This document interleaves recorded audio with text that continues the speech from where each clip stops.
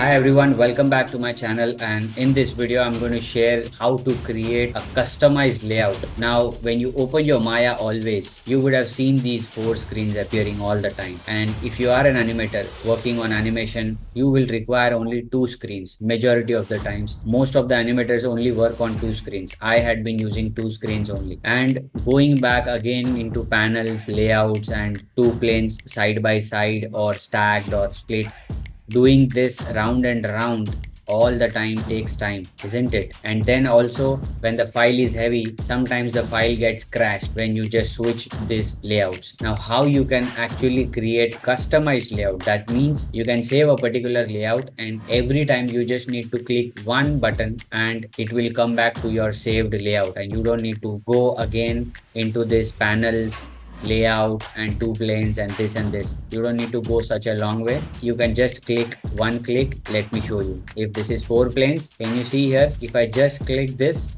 I will have two sides directly. I don't need to go in options and options. How do you create this? How to create this shortcut to have directly a button for creating your layout? Now, first thing is you need to save your layout first. See what is happening in that layout. If I press here 6, I want that this camera should be saved, this angle should be saved, and I want this thing should only have show my polygons visible. You need to set this as well. This will help you to get back the same thing so that the controllers won't appear in this frame. If you see here in this camera, I have the character.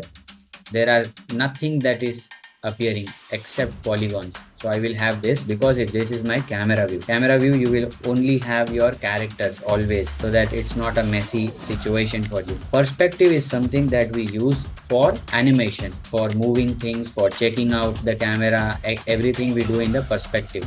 Now this is a perspective. So as an animator, I would need these two things. Now I need to save this layout. How do I do it? I go to panel and I go to panel editor here. Now when you go to panel editor, you go to layouts. After going to layout, here there is an option called current layout. Current layout means whatever your layout is there now saved, right? Currently these are two layouts. What I can do is I can create a new layout, or I can have the current layout as well. If you see here, I can create a new layout. Now this new layout is created. I'll press enter. You can go here, edit layouts. Here it is two planes side by side. Yes, we want two planes side by side, right? So this is the thing I will keep, and I will click here add to shelf. Add to shelf. Now can you see here the thing appeared? Here the shortcut got created. Now I'll go here, shelf editor, and the last one, new test. Can you see here? I will name the icon label as SBS, side by side. Whatever you want to rename, you can rename it. You can change the color if you want, right? If you want to do this, you can do that. And then I'll do save all shelves. Now the next time when your Maya opens, if you have these four planes here, any of the four planes or whatever your viewport is, you can simply click on this script and get your two sides. Did you see? Here we got the camera, here we got the perspective. Camera, there is nothing visible. Can you see here? There is nothing visible, only polygons, because we saved it that way.